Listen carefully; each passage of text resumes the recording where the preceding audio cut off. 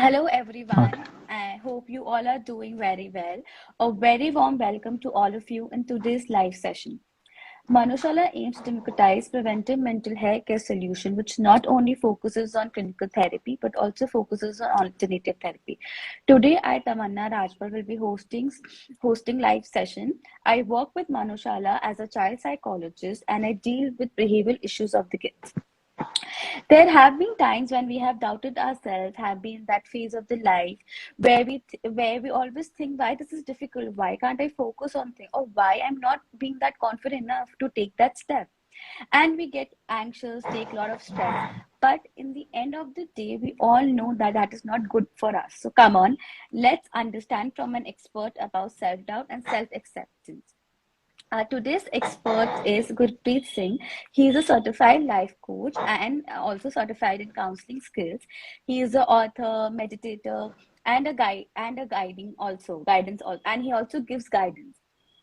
So, and with the help of his studies and experience, he has developed a lot of workshops, presentation, and special program which have given a huge successful and have touched the lives of a lot of people. So, welcome you, sir.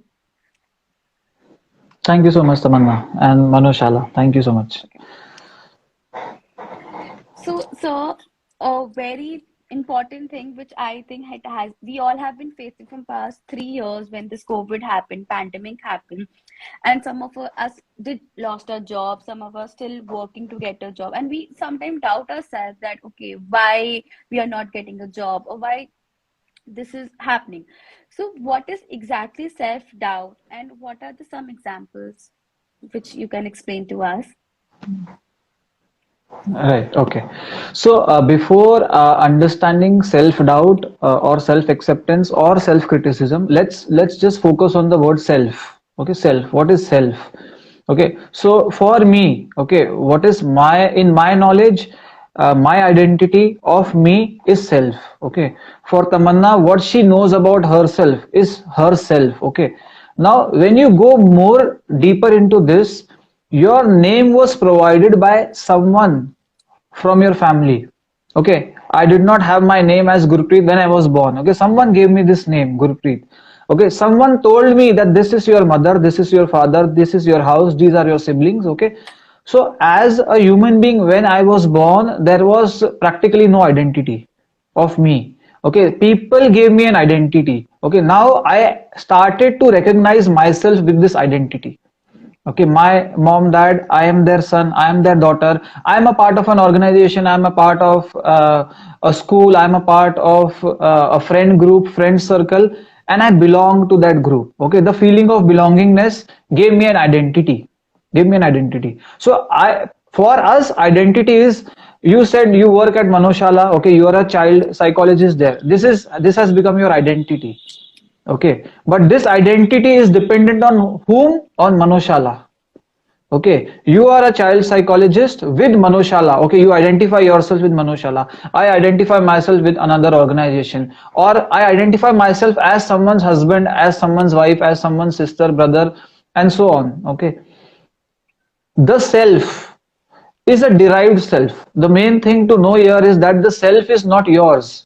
The self which has that doubt, when we talk about self doubt, self criticism, or even self appreciation, who is being appreciated, who is being criticized, who is being put down, it is a reflection of the self which you know from other people. Okay, it's slightly complicated. Okay, also if you could also put in spirituality into it, it would have certain meaning to it. Okay, the self is a derived self. It is not what I am.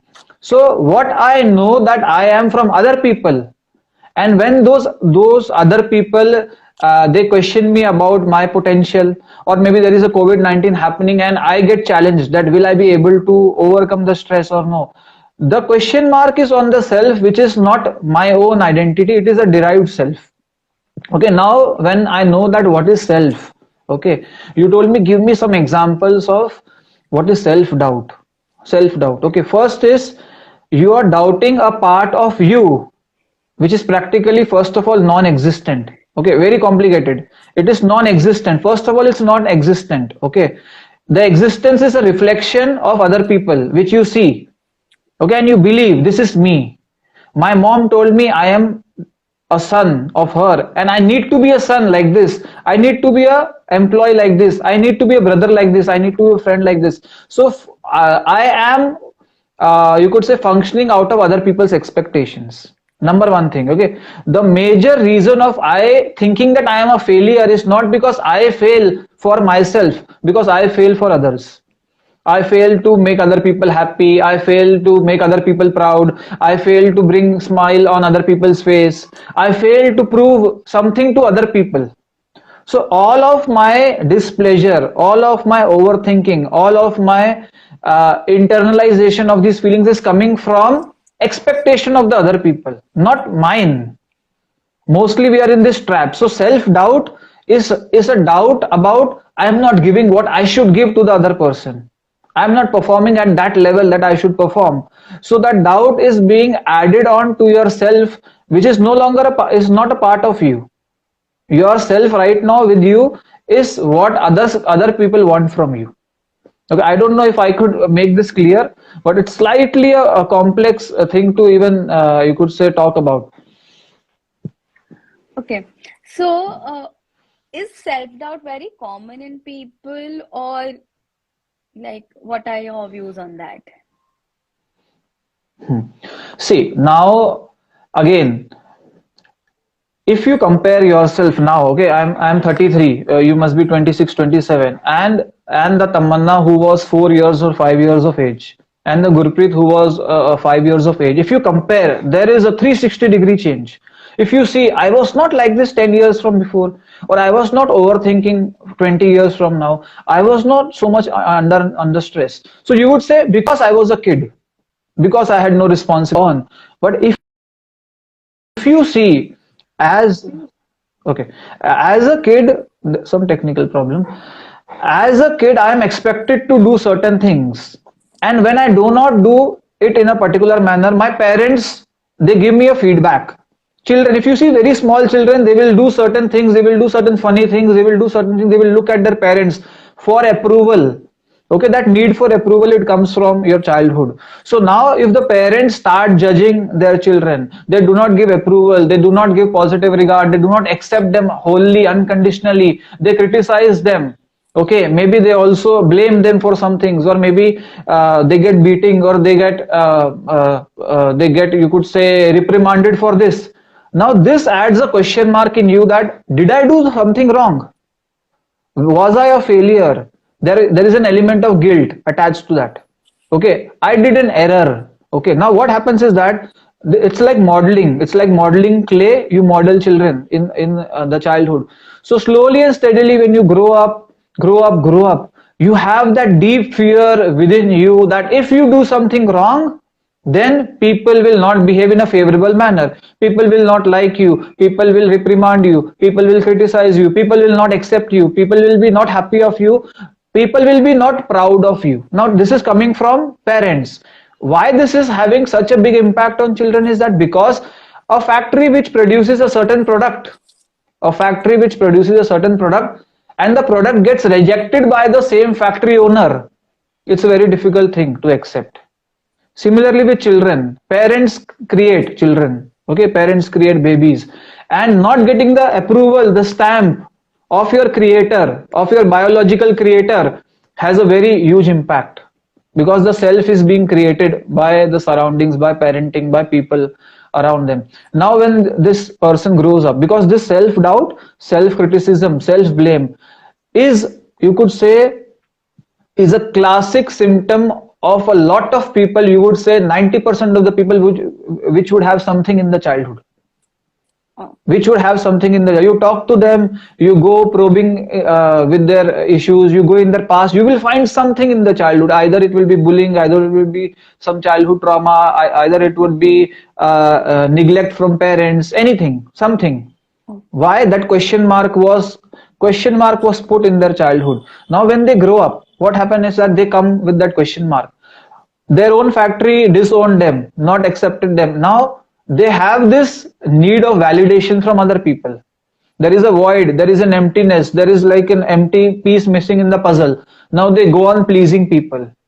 Wife starts to please the husband, employee starts to please the boss, friend starts to please another person, you start pleasing. Why? You want to fill that void. Okay, your you basic human needs not fulfilled, you want to fill that void. When the needs are not fulfilled, or whenever you get criticized or you judged by these people, that part of you which was unhealed as a child, it comes up, and there is this self hate, self doubt, self criticism. I hate myself. Why you hate myself? Why you hate yourself? Is that because other people are hating me, because other people are not accepting me, because other people are not giving me that validation? So means the self is not attached to you, it is attached to other people. This suffering is not attached to what you want from you, but it is attached to what you want from other people, or what other people want from you. Why? Because that void is being created. So self doubt, yes, it is a very common thing, but if you see, majority of the people had some kind of flawed parenting which gave rise to this self doubt. If the children were wholly accepted without any issue, and even while doing mistakes they were accepted, they were given a hug and said it's okay to make mistakes, it's okay to do errors, you can always rectify.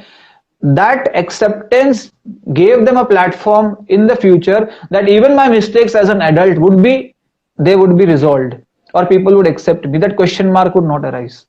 So yes, it is for surely a common thing, but lot of connection to the childhood is there for sure. You being a child psychologist, you could agree. Yeah, but so what I know it would be too early to ask this question, but if that, like, if the person is having the self-doubt from past a lot of time, how we can deal with it, like how we can help them out so that the self-doubt get a little bit of decrease, that they're doubting themselves a little bit less. How we can work on that? Right, true. Okay.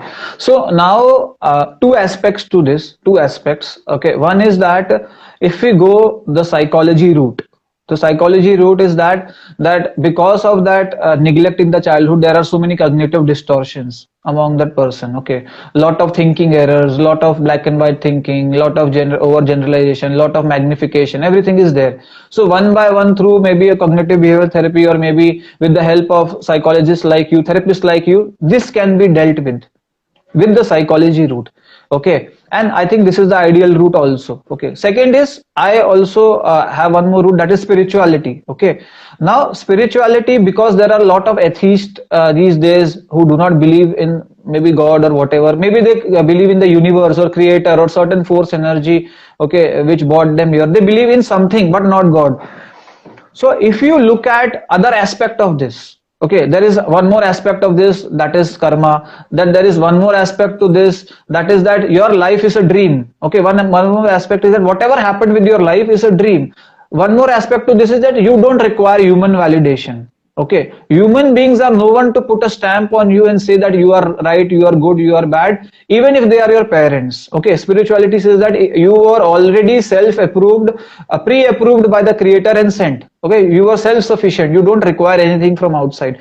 So if a person can think in such a way that I am not my experiences, I am not my childhood, I am not suffering because of my childhood, I always have a chance to start my life fresh, I can always do things in a better way, I can forget of the past, like I have been through so many past lives. Okay, this is just you could say a bad chapter in my life, a past of my life. So this could also be an approach which does not fit everyone. The person who is logical and rational, or maybe does not believe in spirituality, he won't like to go this route, so he would like a more science oriented approach, which is a therapy for sure. So that is it, we can deal it in multiple ways. Okay, okay, thank you. So, what is the harm of self-doubt? Like, what is the harm of self-doubt? And what will Hmm. happen if we doubt ourselves? Okay. See, human beings are motivated by goals. Okay, goals. Okay, so we are doing this workshop. There is a goal behind this workshop. Okay, a goal that maybe I can attract more audiences, I can spread awareness, I can grow the platform, I can help more people. So many goals would be there. For me, the goal could be, yes, I want to spread awareness. I want to be also be a part of the team. again a goal. Okay, after this session ends, there is one more goal. I'll feel hungry and I want to eat food. That is another a goal. Okay, smaller goal. Okay, human beings are driven, motivated by goals. Okay, when you have self-doubt, when you start doubting your existence, or you start doubting the power which you have within you, or you start doubting your intellect or your abilities, you miss out on important time opportunities. That is the biggest thing. Okay, because we are here on this planet earth for a limited time. Okay, so limited time, we have a lot to achieve. And because of self-doubt, people start in that overthinking phase, day in and day out, and procrastination and lethargic and in a depressed state and overthinking, and not moving out of their house, not doing anything, not achieving anything, continuously thinking that I'm good for nothing.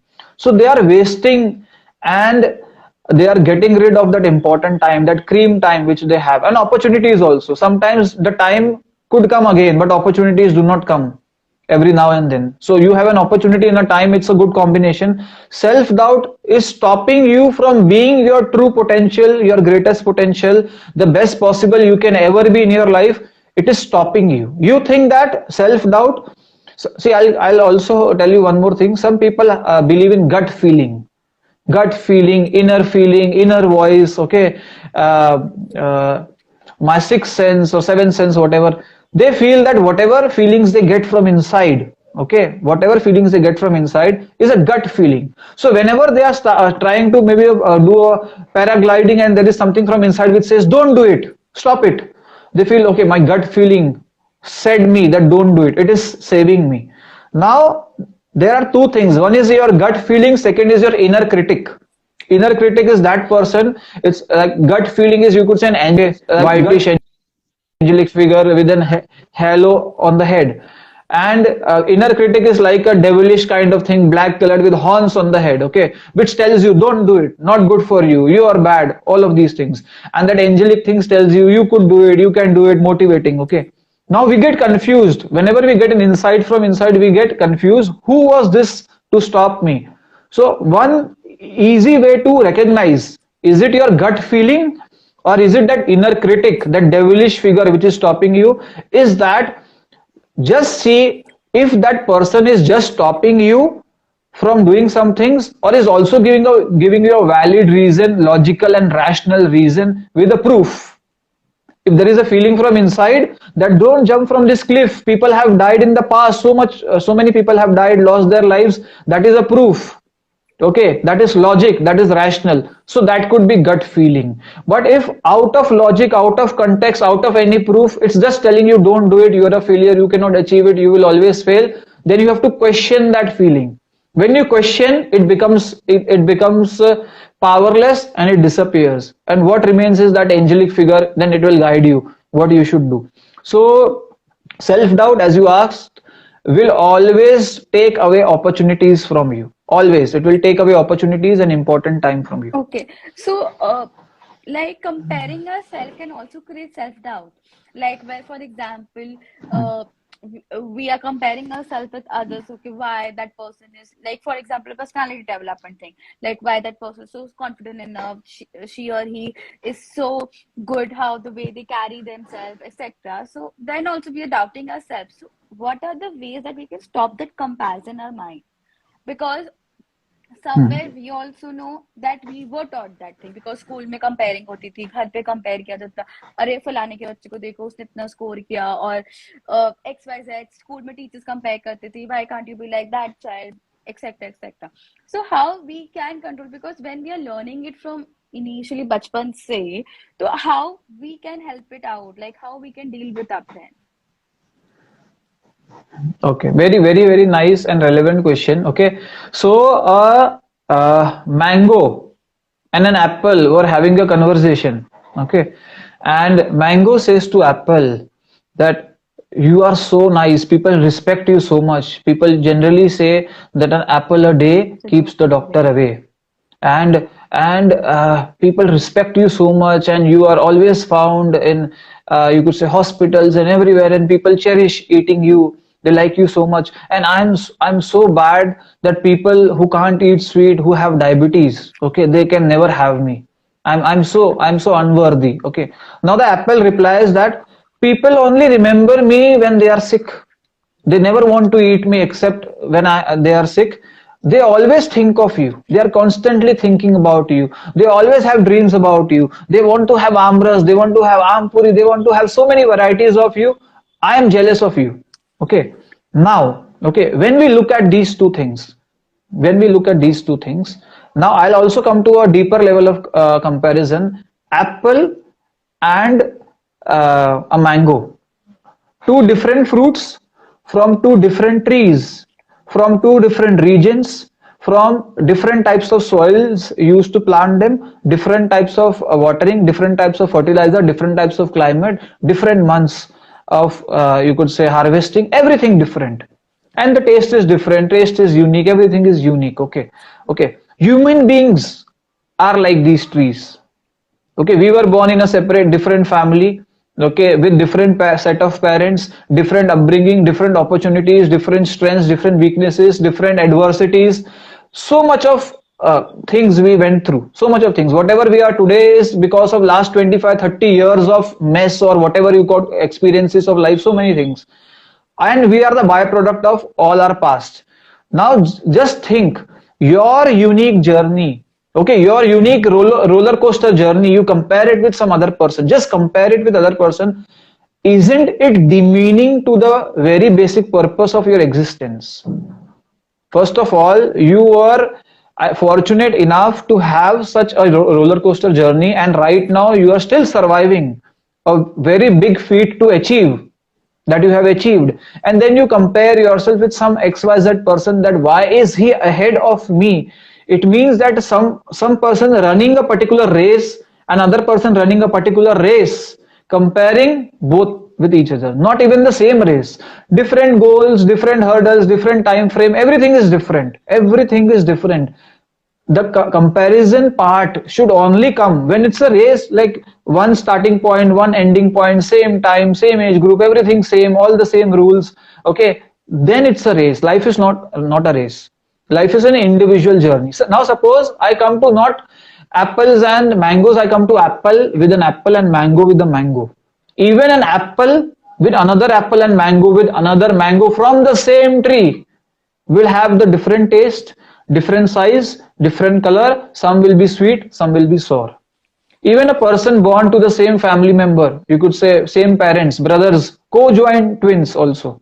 Okay, two, you could say they are looking same like each other. Okay, but personality completely different, temperament completely different. One is an angry person, one is a sober person, one is something else different. Okay, every individual has a different fingerprint, different iris. Okay, that is the differentiation between all of us. In the entire world there is no person with the same fingerprint. Okay, so there is a uniqueness in us. You need to recognize that there is a uniqueness within us, and we were not meant to be something else. How is this information coming to you? Is that you said it right, it is coming from your parenting. When your parents don't approve you or your efforts and tell you that the other person is making more efforts, the other person is scoring more, the other person is doing better, he or she is a better obedient child, you feel there is something wrong with you, and you are not trying to become the other person because you want to become the other person, because the other person and the characteristics give you approval. Very big point. You don't want to become the other person because you really feel you need to improve, but you want to become the other person because the qualities of that other person are giving validation to you, acceptance to you. Again, question mark, there is this constant need of validation. I need approval. I need someone to accept. I need someone to put a stamp on me. I need someone to say that I'm good enough. Whenever this is happening, you will always have that self-doubt. Why? Because you want to complete something. You feel you are incomplete. You want to add more things to yourself, but not for yourself. You are not adding. See, some people, okay, normal face, okay, you add a piercing ear, okay, you add a tattoo somewhere, not because maybe you wanted a tattoo or you wanted a piercing, because a certain group has people with tattoos and piercings, and you want the approval of that group. You want to be accepted by those people. Okay, so everything what human beings do in some way, if you see ID, ego, super ego, they are constantly functioning out of that ID, that they feel that they are filling a void for that own you could say self, or their own you could say feeling of fullness. If they feel empty, they want to feel full. So yes, I usually have a habit of answering it too much in detail, so you could always tell me that okay, you're taking time. No, no, it's okay. It's good for our The- audience. So, and I sometimes stray from the question because I try to go slightly dig deeper. okay, Okay, okay. So, please. why do people usually want other people to like them? Is it like emerging from self-doubt, or like what is it basically? Like why we are so think that okay, they should like us, they should like us, they should love us. Why we always have that thing in our mind? Now slightly complex to answer. Okay, see if you see Maslow's hierarchy of needs. Okay, so human beings' basic needs are first is food, clothing, shelter, etc. Then it is a feeling of respect from other people, approval from other people, appreciation from other people. All of these are part of human beings' needs. Okay, so even if even if you could be a primitive man, maybe if you are just hunting and also hunting and maybe eating food, still in the primitive time also there were groups. So certain people were in certain groups, certain people were in certain groups. So that feeling of belongingness is so primitive. It is from that stone age time. It is still there. Okay, with human beings. Okay, now spirituality talks about it as an another aspect. I don't know if this is the right platform to go into that direction, that why human beings feel empty from inside. But according to psychology, it says that yes, it is their need. You were born with that need. Apart from that food, clothing, shelter need, you were born with one more need, is that I want approval. If you don't get these things in a healthy manner, so for by healthy manner, I mean that parenting is a great way of giving love, care, affection, validation, these needs in a healthy manner. And that is also an opportunity and an option and a platform for parents when they are raising kids. But some people miss out on that because of anything. Maybe parents are working for their children but neglect their children in the process. Okay, Okay. could happen. Okay, now that void comes into existence. Now this void will always be there. See, I also get a lot of people who are relationship coaching. So whenever I get clients, I have seen that a wife is always complaining, my husband does not do this for me, he does not respect me, he does not give me flowers, he does not spend time for me, and that makes me feel miserable, that makes me feel empty, that makes me feel worthless. Okay, husband or wife or boss or employee or friend or XYZ person not doing or doing something with you should not add or subtract from your self-worth. It can always be a bonus. Again, all of these things can be a bonus in your life. It cannot be your survival mechanism. It cannot be your basic food. Just think, if you depend on for your basic food from other people, if you expect this, chances are you will get disappointed. If I can't cook food, if I don't know where to buy grocery, I don't know all of these things, I will depend on a maid or a cook, and the day she goes, she does not come home, I will be hungry.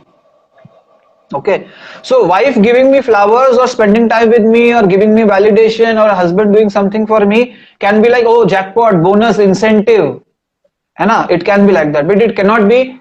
It is my soul, a whole and soul source of happiness. Whole and soul of happiness should come from inside you only. Okay. Okay, from nowhere. It can never come from nowhere. That is why, because of that emptiness, that void, people want other people to fill it, but they can never fill it. They can only create an illusion of filling it temporarily when they are around you. Once they are not around you, they are again away from you, you again feel that emptiness. It's like you want to You want to extinguish a fire with petrol. Not possible. You can't do that. Okay. So, like, how do I know that I'm self-doubting myself? And when I'm self-doubting myself, what should I do basically? Like, is there any few pointers you can suggest to our audience? Hmm. ठीक है. So I usually suggest is having a conversation with yourself. Okay. Why? Because having a conversation with someone else can put you further into self-doubt. Further. Okay. Take a pen and paper. Take a pen and paper. Okay. Someone is writing something. I think we could talk about it later, and you can keep a note Sure, of yeah, it. yeah. Right. Huh. So, okay, take a pen and paper, write down, okay, self-doubt as an heading, and write down what kinds of doubt do I have on myself. Okay, I doubt myself that I can do this or not do this. All of these. Make a point, 5 points, 6 points, 10 points. Okay. Next to it, okay, always see your self-doubt is coming from your subconscious mind. Conscious mind is more logical and rational, okay, or logical and rational. So with logic and rationality you can bust all of these self doubts one by one. Okay, when you write down what is your self doubt, write down, okay, how can I be sure that this is true? Second is, who says that this is true? Is there a proof about this? Have I tried and tested? How many times have I done this and I have failed? Like, do have this conversation till the time you don't have a remainder. Keep on asking more questions. Keep on asking. There will be a point where your subconscious mind will not have any arguments. It will accept what is logical and rational. Okay, suppose there is a fear inside me that because of COVID-19 I cannot pay my bills, I did not pay the EMI, and the bank people will come and they will take away my car. Okay, this is a fear in my mind constantly. That fear is there. Now I'm constantly in that fear mode, fight and flight response mode, and I don't know what to do. I take a pen and paper and write what are the chances that they will come? What is the worst case scenario that can happen? If they come, what will happen? Will they take the car immediately? Will they give me an option? Will they charge extra money and let me keep the car? What options do I get from the bank? What options do I have as legalities? Everything. So, and what worse can happen if my car is not there with me? If I don't have the car, what worse can happen with me? Okay, how will my neighbors react to this? How will people talk about me? And how will it make me feel when my neighbors tell me that where is your car? Did you sell your car? And how do I respond to them? You can have an entire picture in your mind of what will happen, how it can unfold, how you can change your mindset, how will you reply. So you have already faced your hidden fears.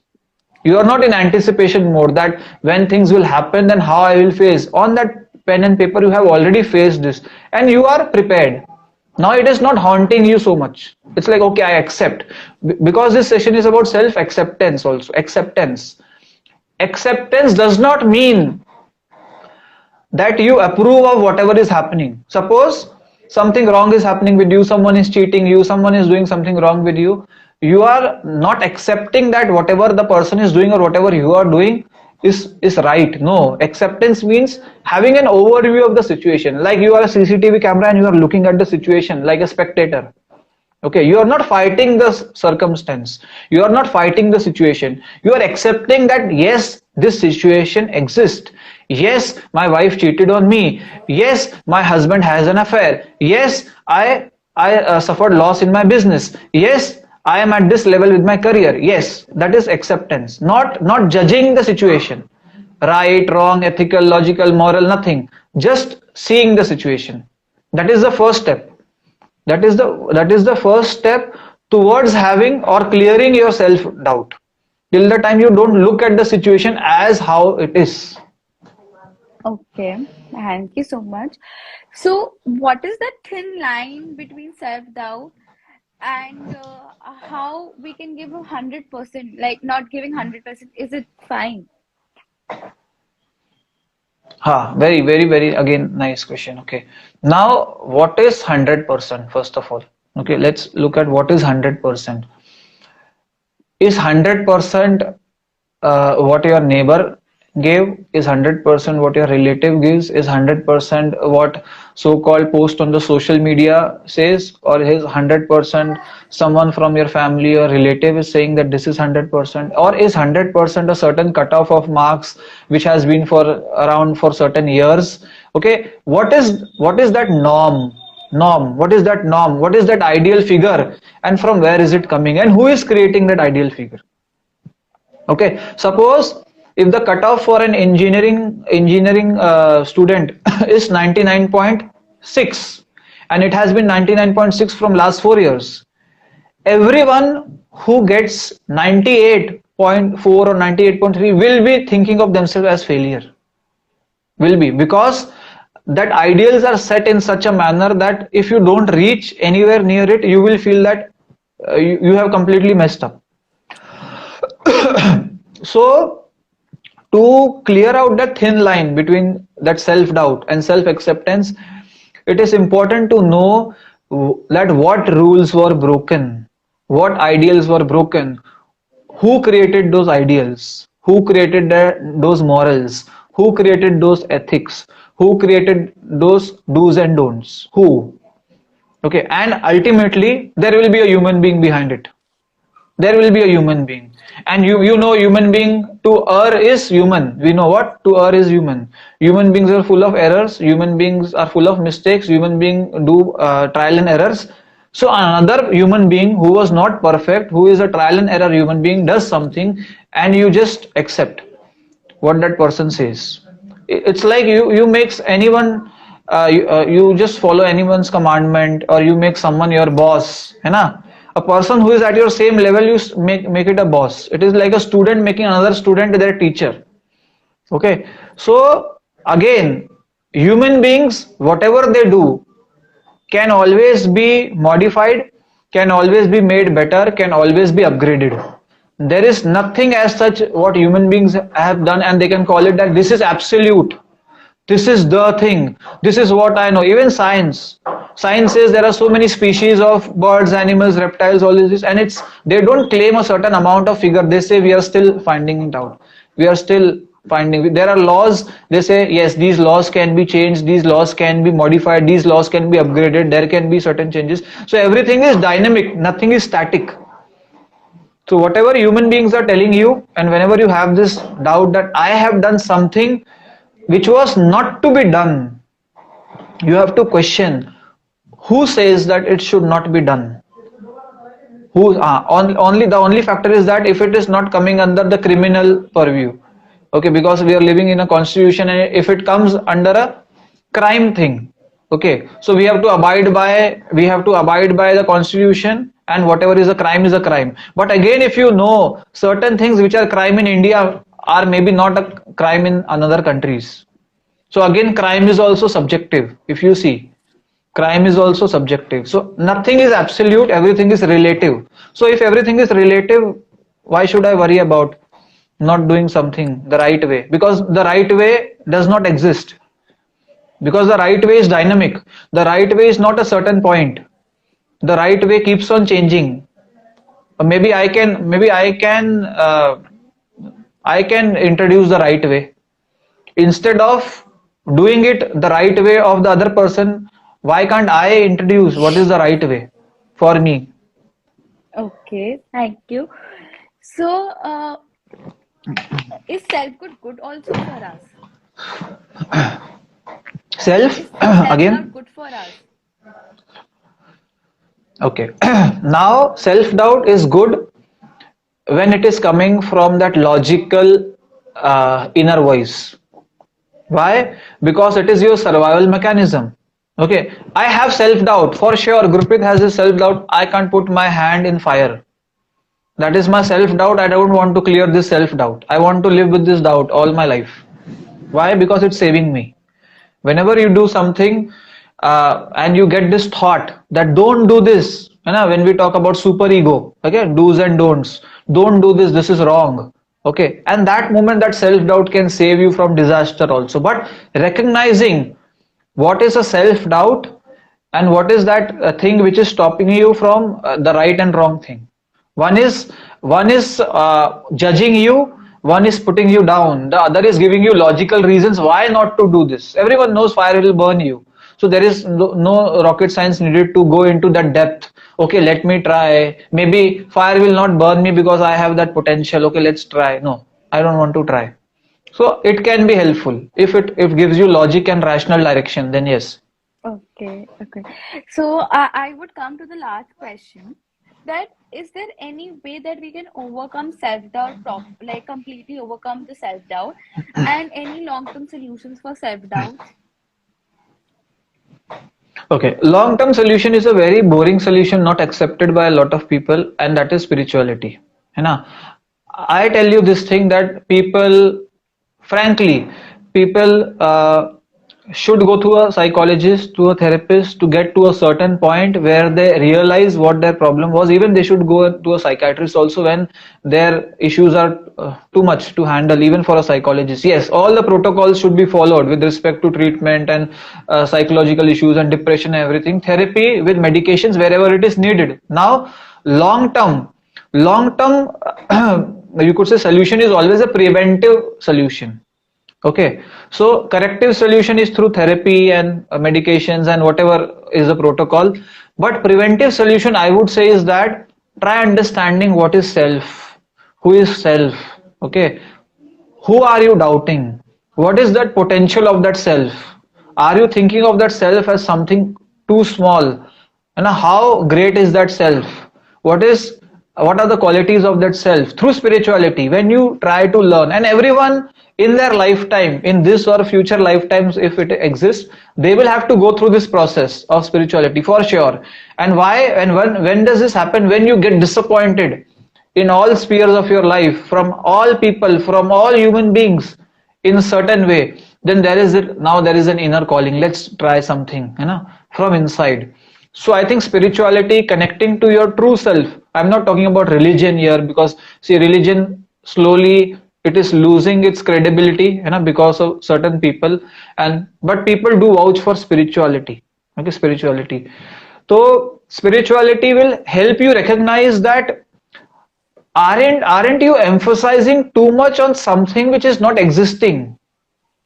That who hurts me, who can hurt me, now who did wrong with me, who did injustice with me, how do I get touched with so many emotions and things, how am I so vulnerable? When you go dig deeper into these questions, you would realize is that you allow people to do whatever they do, nothing else. You allow.